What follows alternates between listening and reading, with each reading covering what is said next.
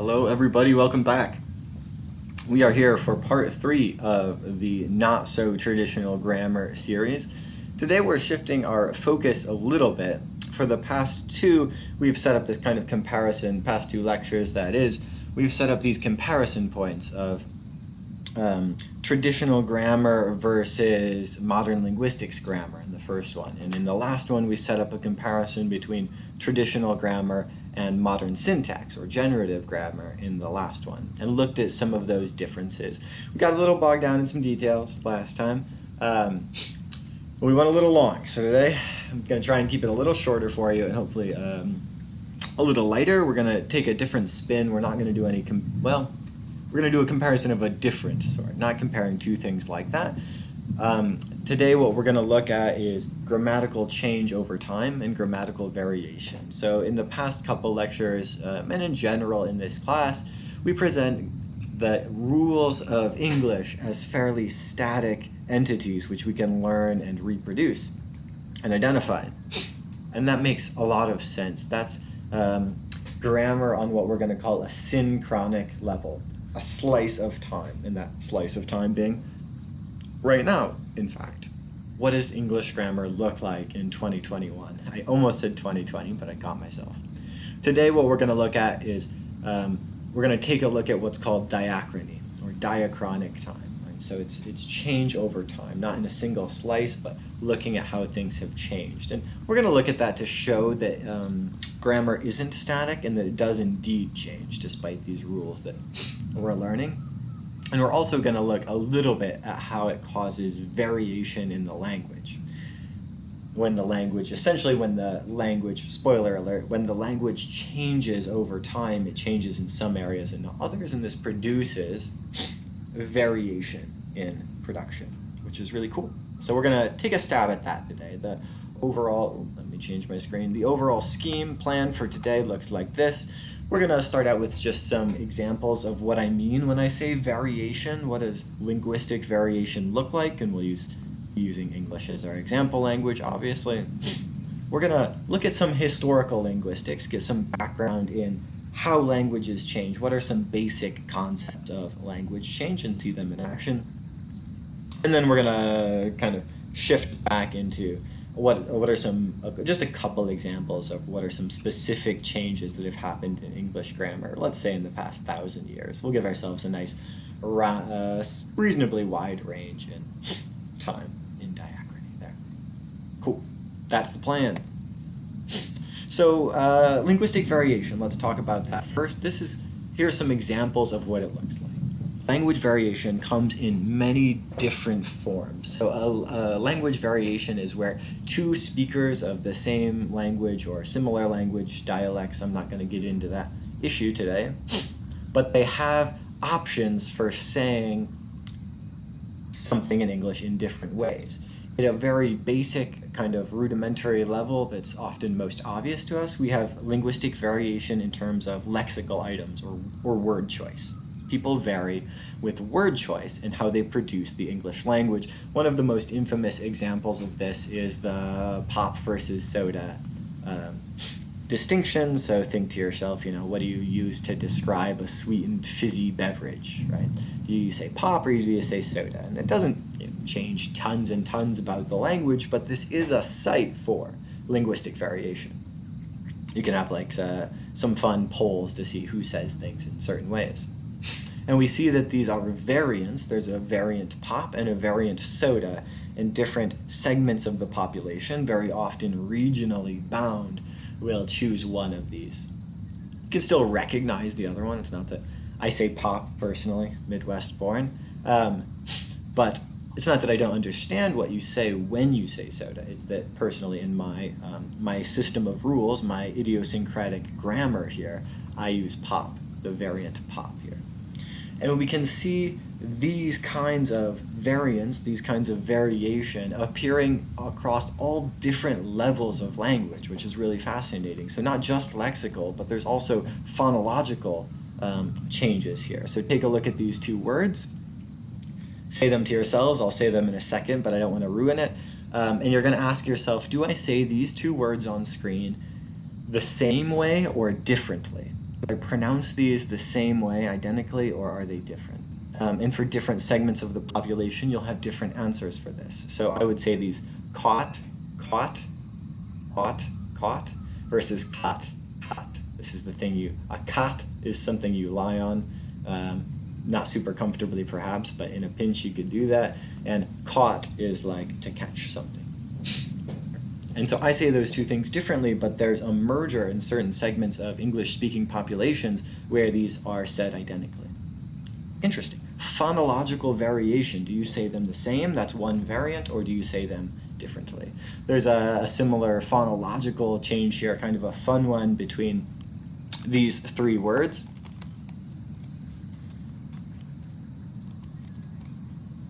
So you can try this one out for yourself or in class if you like. There are segments, portions of the population that say all three of these words identically. Me, for instance, this is Mary, Mary, and Mary, and I make no distinction. There are some segments of English-speaking populations that say two of them the same and not the other one, and there are yet further English-speaking populations that differentiate all three of these things phonologically, which is cool. There's tons of those, and we're reasonably aware of these as well to some extent, phonological ones. But there's other ways, right? Language can also vary semantically, so take a look at the word on screen now and think to yourself, what does this mean? This is somewhat vaguely inappropriate, but you'll bear with me for this one. This means something different in the United States. Means, so we're talking about the meaning of words, we're talking about semantics. It means something different in the United States than it means in Britain and UK, for instance. It's actually a slightly different vulgar term in Great Britain. I'll leave you to Google that one if you'd like to come up with those differences. Keeping it clean here today. And finally, one of the things we're going to talk about in class today is that there is also variation syntactically. Syntactic variation. Two different options for saying things. So here's an example I'll present to you. Two ways of saying the sentence, the car needs to be washed, versus the car needs washed. I got not made fun of, but I became very aware of my particular linguistic background in this area because I use this somewhat more marked variant here. The car needs washed. The car needs washed is a very, the laundry needs done, whatever else. There's a very normal construction for me to say personally, where other segments of the population would either say the car needs to be washed, or even the car needs washing. It's kind of another variant, another equivalent. And so this isn't happening, it's not a lexical difference going on here, it's not a phonological difference, it's not a semantic difference, it's actually a grammatical difference. I'm using a different construction with this needs verbed construction. And I can do that, that's part of my grammar. Something needs verbed, needs washed, needs done, needs mentioned, needs whatever. There are other people that can also have this one, likes verbed. I actually don't have that variant, so likes pet. Sounds funny to me, again, personally, but there's a bunch of different variations here. This tends to be, if you're wondering geographically, I was born in Indiana, and it tends to be kind of a Midlands belt from Pennsylvania through Ohio into Indiana that uses this construction. Sweet.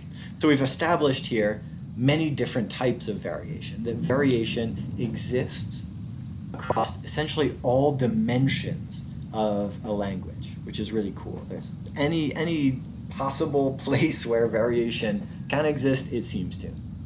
And so one of the questions, do I have any more here? And we tend to be more aware of some than others.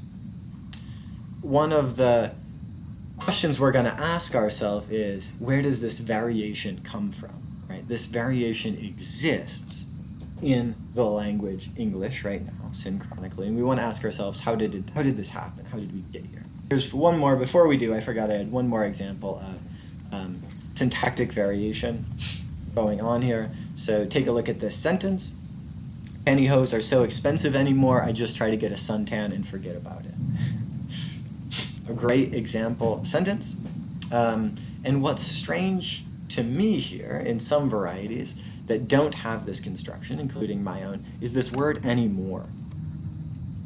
And I can't use this any more word, this any more construction, without using a negative in the sentence. It's what's called in syntax a negative polarity item. It's used in instances where we have negation or at least minimally questions. So I could say pantyhose aren't so expensive anymore.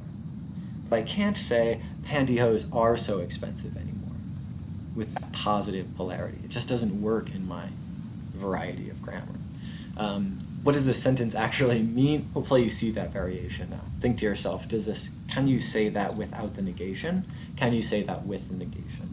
Most of you, I suspect, unless you come from sort of Tennessee, Appalachia area where this tends to be used, wouldn't say this yourselves in the positive form, would only use this with negation, like myself.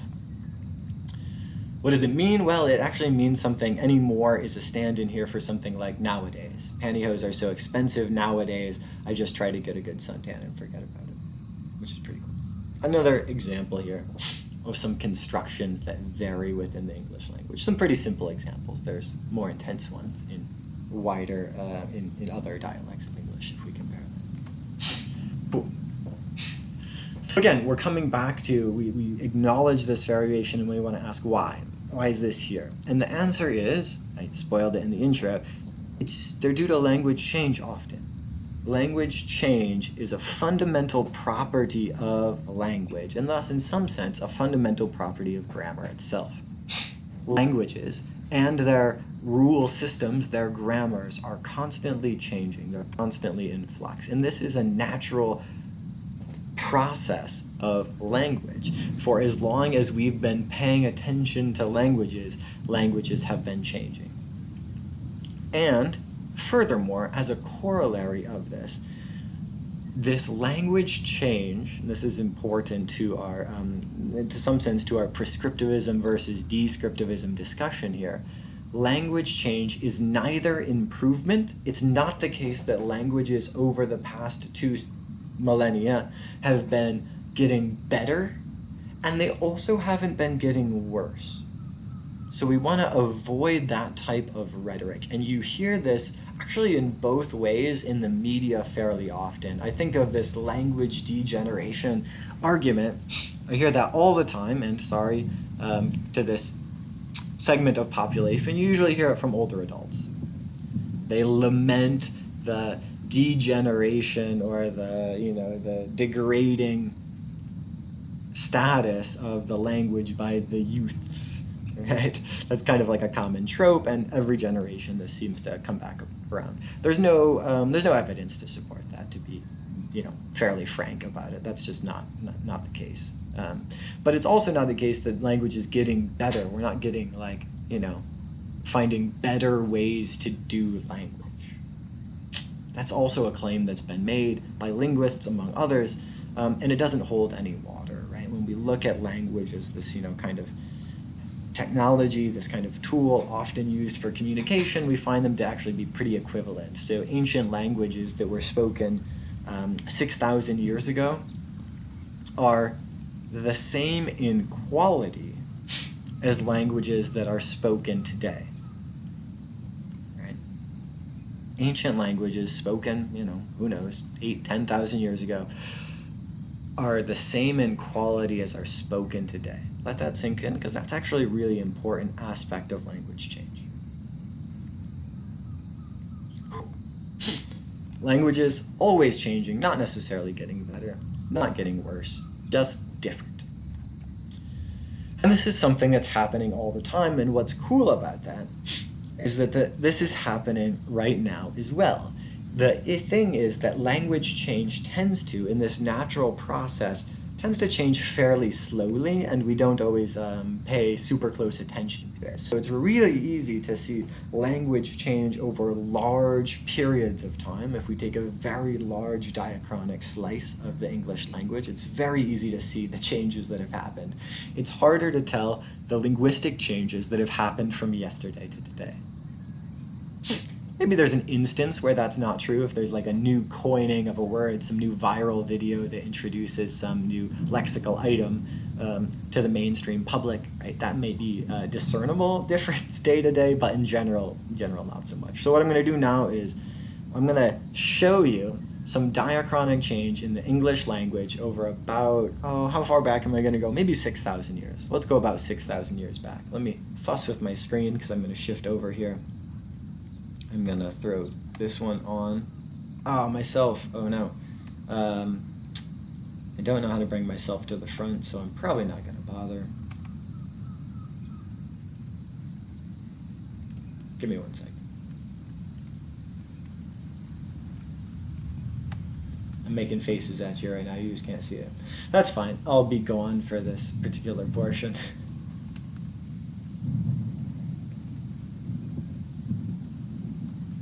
And I'll figure that out later.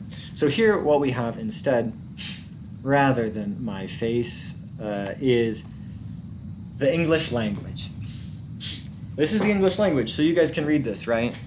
You guys can all make perfect sense of this. You've got it. I don't need to explain it. Yeah, probably not. So this is what the English language used to look like, we'll say about 6,000 years ago. Can you gain anything? Take a look at this. Let me see if I can bring myself forward. I'm gonna make one more try at it.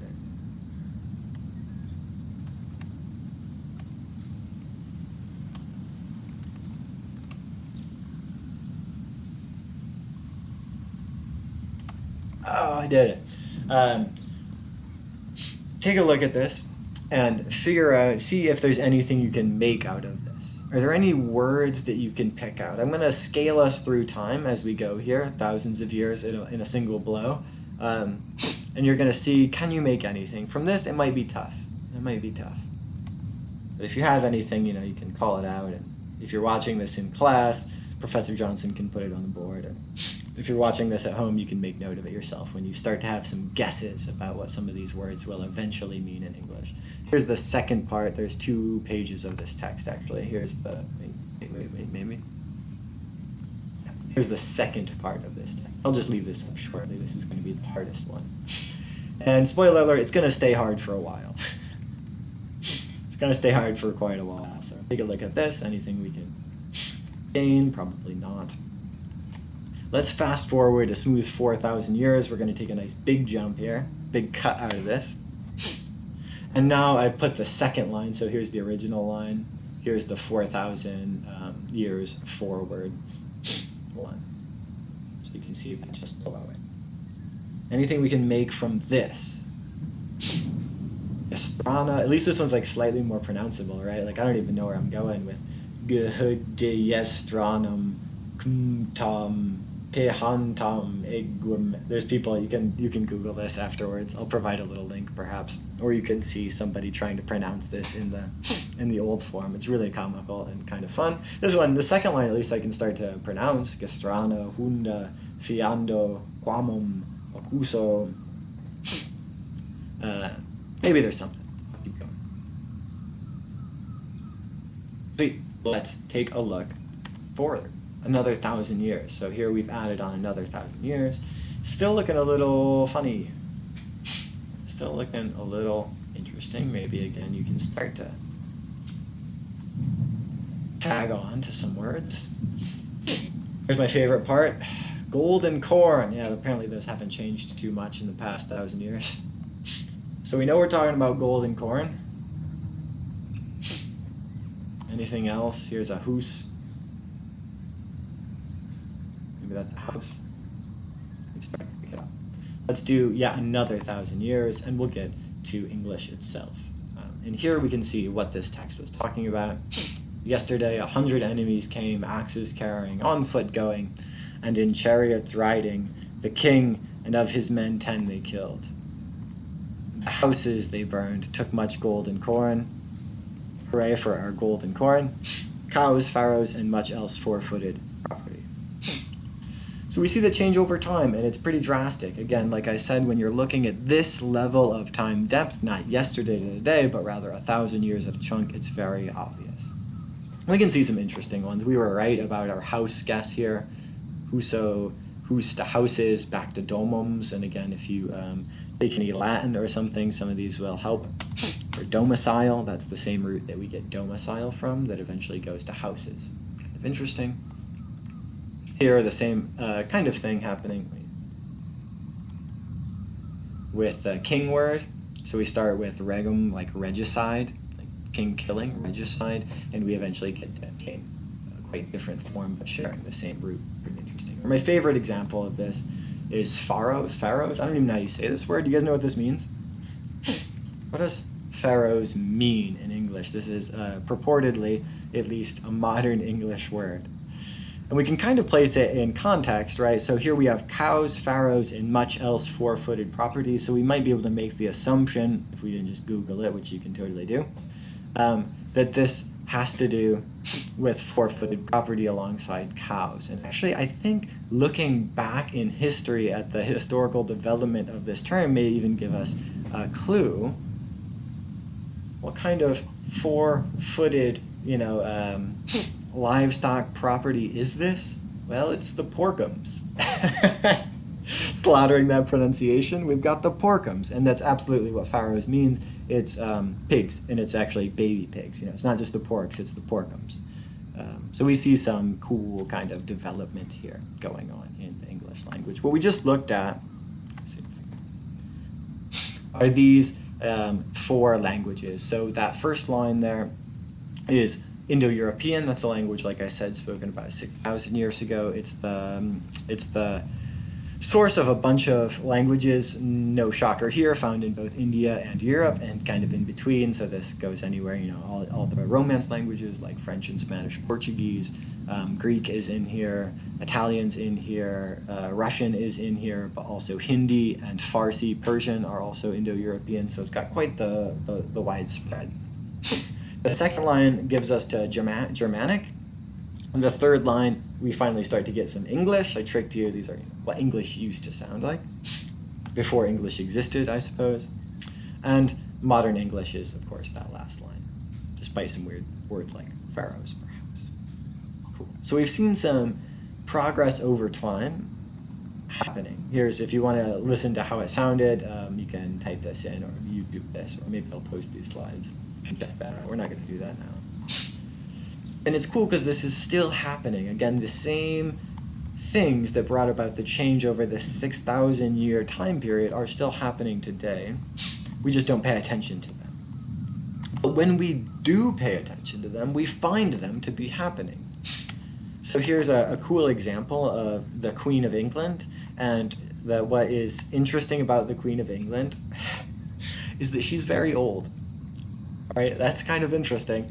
And what people have done is they've done studies where they've looked at the queens. If you didn't know that, by the way, yes, the queen is in fact very old. They've looked at her Christmas broadcast. She's been recorded for actually quite a long time.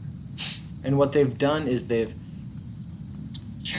looked at her pronunciation of different vowels over the time of these recordings. So here what you have are various measurements of vowels. We're not going to get into the phonetics and phonology that's behind this, but what you see is that the 5 here is the quantification of her vowels in the 50s, the 1950s. The 8 is how she sounded in the 1980s, and the S is standard. It's the average position. What is this? Yeah, the standard Southern British of the 1980s. So what is interesting about this is that you see a shift in the Queen's English. Remember that both the 5 and the 8 are the same individual, changing over time, a period of 30 years. And they change fairly consistently in a certain direction. They're changing to become more like standard Southern British English. So you can see this 8 is closer to the S than the 5 is. The 8 here closer to the S than the 5 is, etc., etc. Here there's actually a huge difference phonetically going on here in this vowel where the 5 changes very kind of drastically here towards this S. I think that's basically true in all of them, that the 8 is closer to the S. Somewhat across the board. So if we were to pay attention to each other's speech, we'd find that it's changing. And this same type of process magnified over 1,000 years gets us to these kinds of changes. Really cool. Really cool. This idea that I'm giving to you is called the uniformitarian principle. Here's a little, I couldn't help myself in sneaking a little historical linguistics background in here. So here's the uniformitarian principle, and given to us by Bill Labov. The claim is this: the claim that the same mechanisms which operate to produce the large-scale changes, like the ones we looked at in those 4 lines, of the past may be observed in the current changes taking place around us. It's a cool claim. It's a cool claim. Is this a claim without controversy? No. Is this true? So I want to ask sort of the class, do you agree with this statement? The statement is that the world and the way that languages change now is the same the way that languages have always changed. That may not be true. Why may that not be true? What factors, there are people that dissent to this uniformitarian principle, and what do they pin it on? What reasons do we have for thinking that the world may actually be different in such a way that language change is different?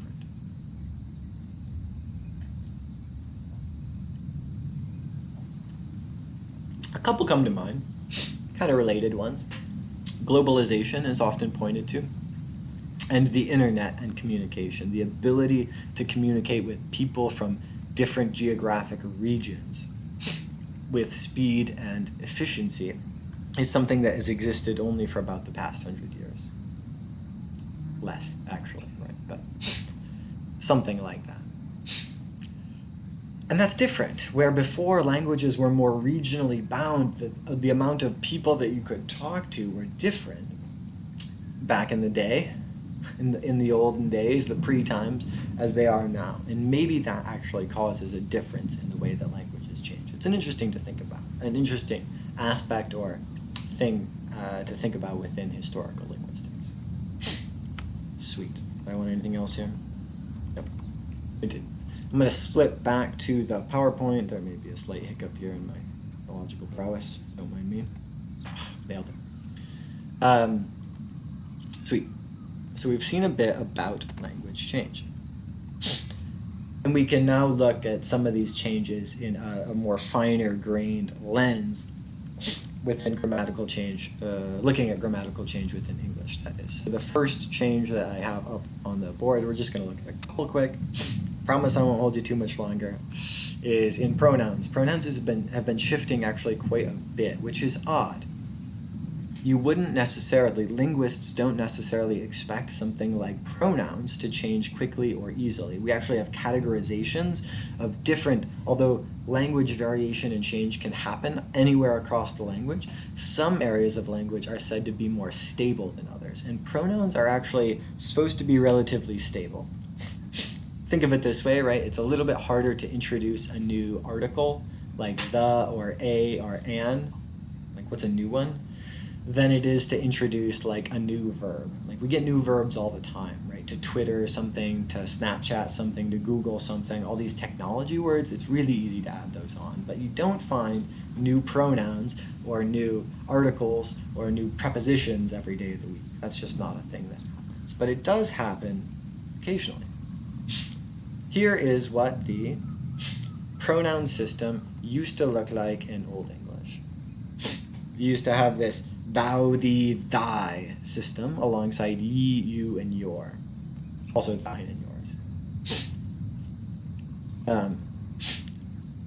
But we don't have this anymore. First of all, before we go into what changed and kind of why, this is a pretty cool system. If you ask me, I'm a big fan. Let's go back to the thou, these. Look, every box has its own form. It's nicely symmetric in some way. Like, it works out. There's no ambiguity going on here. It's fine. And what does the system look like now? It looks like this. You, your, you, your. So we just made you for all 4 of these boxes. We took this one, the you, and we just slotted it into all of these. We just wiped them out and added yous everywhere. So now there's more ambiguity. How did this happen? Well, it went through actually a series of changes. One of the things that happened is that This used to be a system of plurality that distinguished plurality. So this line here, this row, the top row is for singular, that's second person singular, and the bottom row is for second person plural. It's a plurality distinction, nice and straightforward. In the 1300s-ish, how this changed was it became used for formality, in addition to sometimes being used for plurality. So thou became the informal version. That's how you would talk to your friends. And ye and you became the formal versions, how you would talk to your boss. Right? And this mirrored sort of a distinction that other languages, non-English languages, have had historically and continue to have. So if you've taken any French, for instance, this is called the TV distinction, right? Or Spanish for that matter. There's a distinction in plurality of pronouns that English didn't have. Some people have speculated, and here kind of they kind of inherited some formality distinction. One reason that people have cited for why this change happened from a plurality to a formality is the influence of French on the English language with the Norman invasion a couple hundred years earlier. So French had these, and with the French occupation of Britain, that may have pushed this to be seen as a formality distinction. I don't know that much about that, but it is what it is. So that's the first change we have going on here in formality. And the second change is in just a sort of an outright decline of this thou form. So this first row, this shifts to look more like this. You can use ye or you. And then this first set up here changes and stops being used. They essentially use the formal form throughout. Use the formal throughout. Eliminating essentially both the formality distinction and thus the plurality, the former plurality distinction, giving us this you nonsense. Not that it's nonsense, but it's kind of nonsense. Okay, so that's cool. That's one step. That's an old change in the grammar of English that has happened, possibly catalyzed by the Norman invasion and French influence on English, but also just, like we talked about, languages just change. That's a thing that happens. Last one, a couple that I'll go over more quickly before I wrap this up. In more recent times, people like to point to changes like this of the quotative like construction. He's like, I'm going to take you and we're going to go out on a romantic dinner. That's Michelle Obama, for the record, just so this doesn't get characterized as something that just like Valley girls do. That's kind of its stereotype, but it's not necessarily true. Here's a very well-educated and well-spoken individual using this on public television, national television, right? So it's clearly been adopted into other registers of language as well. And in addition, not just quotative like, but one that I'm kind of personally more interested in, which is this quotative all construction, where you use all to do a quote. That's kind of what like was doing above. Some examples of this taken from a corpus are like here, you find in 2, and she was all, were you in church? And I was all, yeah. Or the dog, she was all, bark, bark, bark. And what I find fascinating about this, I want you to think about this construction, see if you use this construction. It's supposed to be a little bit fading in popularity according to various corpora. But what I love about these, the like one, and especially I think the all one, is that it's quotative, it's very performative in an interesting sense. That I think if you try to recreate these in context, there's more than just quotative things going on. There's also often facial expressions encapsulating a whole sort of mini performance. And they were all, you don't even need text, right? So I think a viable sentence in English at this point is something like this. I was all, and with a facial expression insert here. So like, I'll simulate that with my terrible emoticon here. Something like, I was all, right? It expresses an emotion, so it's not just quotative in a text sense, but it's quotative in this sort of performance, embodiment, pseudo role play sense, and that's kind of cool too, kind of interesting. Grammatical shift, still a grammatical shift, because you can do it with language. Maybe you just don't always need to. All right, and the last thing I have here for fun is just another sort of a different lens of glimpse into language variation and grammatical variation. The American Dialect Society every year has a big conference in January. They actually just had it. And they decide on the word of the year. And so I've listed for you the past decade of word of the years. In 2010, we have app. 11 is occupied, 12 is hashtag, 13 is because. This is the because construction, like because reasons, because reasons, which is interesting in that it is it's not a lexical shift, but it's a grammatical one, right? Because reasons. Because was always a word in that sense and used in similar circumstances, but now being used in different constructions. Perfect. 2014, Black Lives Matter. 15 was they, the singular pronoun they. So again, see those tricky pronouns in English, they continue to change, which is really cool. 16, dumpster fire. 17, fake news. 18, tender age shelters. This was children being separated. 2019 was my pronouns. And 2020, of course, the news is just breaking from the American Dialect Society. You won't be shocked to find that the word of the year for 2020 is COVID. And the word of the decade, which I was fortunate enough to be able to vote on last year, is singular they. Singular they. It's fun to look back on some of these, so if you look up the American Dialect Society, you can do just that. Here I gave you a little snapshot of a little bit further back. This is the votes in 1999. The word of the year was Y2K. The word of the decade of the 90s was web. The word of the 20th century was jazz, which was pretty cool, and they got really a little bit carried away, in my opinion, but it was the turn of the millennium. The word of the past millennium is she. Apparently, again, pronouns in English, constantly changing. That didn't used to be a pronoun at the time. It was used with the plural they. The same form was used for feminine singular as the plural. The other thing I found funny, last thing here, is the most likely to succeed words. This is a category that the American Dialect Society has. So in 1999, people thought that the most likely words to succeed from that era were .com.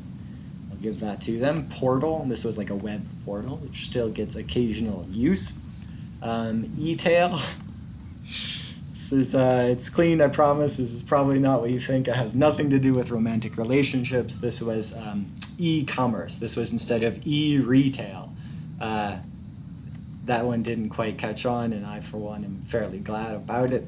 And baby bills, which I had to look up, I'll admit, was supposed to be for when Microsoft, Bill Gates' company Microsoft, gets broken up into little companies. They were all going to be little baby bills. Again, I had to look it up. That shows you how successful it was. So anyway, there you have it. Some language change in some not-so-traditional grammar coming at you. We did a different thing than we normally do. Not that we've established much of a norm here. And we've looked at some language change over the past 1,000 years-ish. Once we went back to 6,000 years, you'll forgive me for my indulgence. And we looked at the way that grammar specifically has changed over those. A little bit of like how languages change in general. Gives you a bit of a background on historical linguistics and language change, while also giving you some perspective, I hope, on the realization that these rules that you're learning are not static, but they're actually dynamic, and that they change both over our lives, like with these quotative likes and alls and because reasons and all of those things, and also over large periods of time with things like pronouns shifting around. So, cool. That's all I got on this account. Next time we're going to wrap it up, which what I think is going to be the last not-so-traditional grammar here. And I'm going to talk about language and the internet. It's my area of specialty, so I'm going to have a little bit of fun with that. And we're going to talk about grammatical change on the internet. So a little bit like these because reasons and these different memes we'll talk about, and how the internet, possibly flying in the face of the uniformitarian hypothesis, has changed language use and language change as well. So that's where we're headed next time. Thanks for sticking with us on installment 3 of Not So Traditional Grammar. I'll catch you next time for some internet meme action. So stay tuned for that, and I hope you guys are staying healthy and safe. Till then.